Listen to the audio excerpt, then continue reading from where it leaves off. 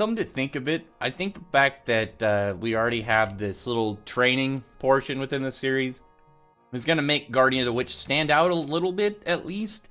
And I was happy to see like some of the explanation of like the powers and how things are going to work in this series.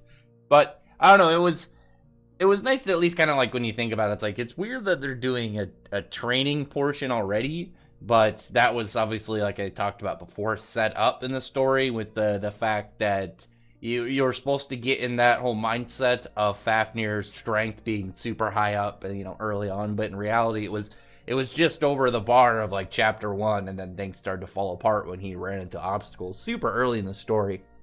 But with Drake, this guy, he's gonna help him like learn how to use magic and train him.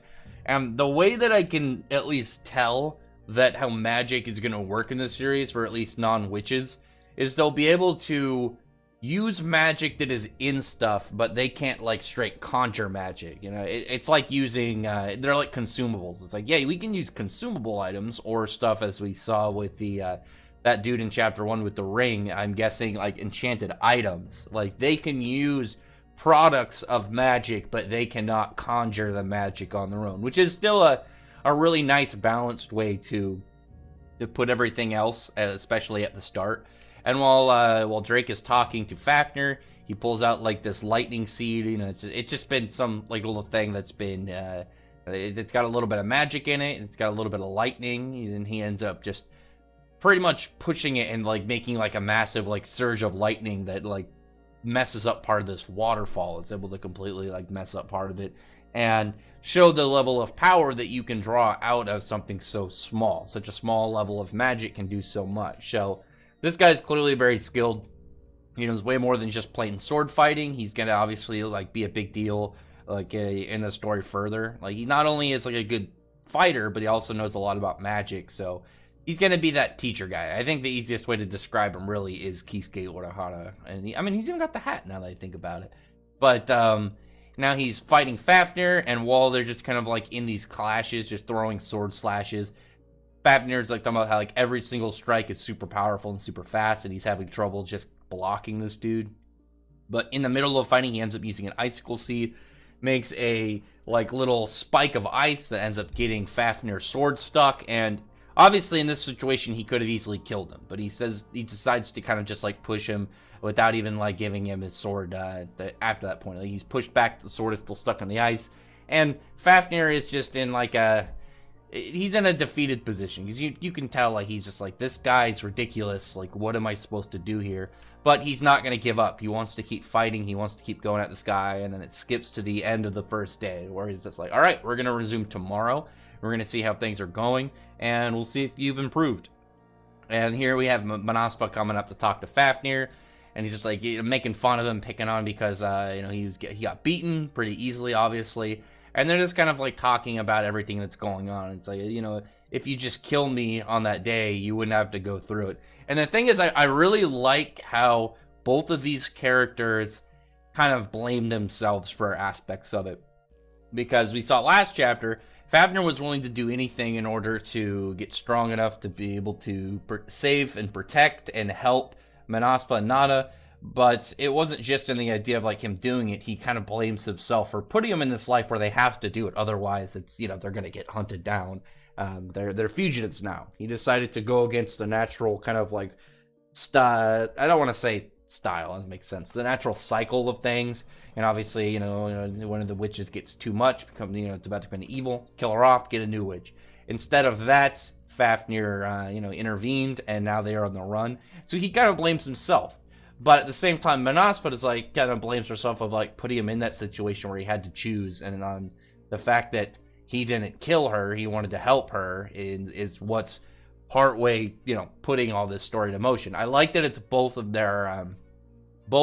their actions that are being kind of questioned right now. Not really questioned, but like weighing them down, and they're really kind of both seeing it as their fault. It adds like a really nice level of synergy between the two of them. But Fafnir, while talking, was like, listen, I've never at any point regretted doing it. I've never regretted leaving the city. I haven't regretted becoming your guardian. I definitely didn't regret not killing you.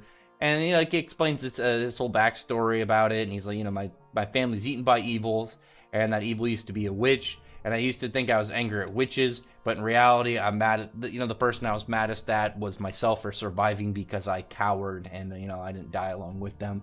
So he's like, if I killed you, then it'd be the same thing all over again for me. And, he's just, you can tell like how much of that is circling back and hurting him. And I like that. I like that all of their parts of their stories are kind of influencing the other one. But you can tell she's kind of like upset, not in like a real upset, but she's just like, she went to go mess with him to try and cheer him up, and she got him all serious and like laying out some personal stuff. But now on the second day, or 2 days later rather, they're still fighting, and he's like, his movements, he's improved drastically over the last 2 days. Like, he's very adaptable, but now is the time to really do it. And it's because when he goes like to attack, Fafnir gets like one of his attacks like pretty much just sideswiped, and after that point he's like, oh, he went for his sheath in the hopes that I would knock it away and then leave me open. But that wasn't enough, because he ends up pulling like another seed out, just blast Fafnir into the cliff. And he's like, all right, cool, this we're done here, this is what's left, and tonight bring Minosca with you. And he's gonna pretty much see the fruits of his training. He's like, over the last few days I've been pretty much been peppering you with like small amounts of magic with those seeds. So now that like they're abstracts of their magic is like absorbed into your body. So he's gonna hopefully be able to handle magic now. I'm guessing it was like a make your body kind of like a fit to adapt, and not to adapt, to be a conduit for the magic.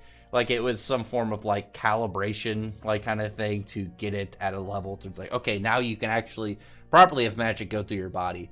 So now it's going to be the two of them versus Drake. Minosca and Fafnir are going against them. And we're probably going to see like an actual spell like put on his sword.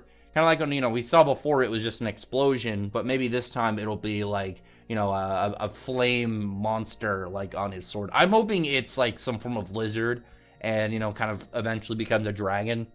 And this kind of plays into the whole fact that, he's named after a dragon as Fafnir. But good stuff, exciting next chapter. I'm really looking forward to seeing how this goes.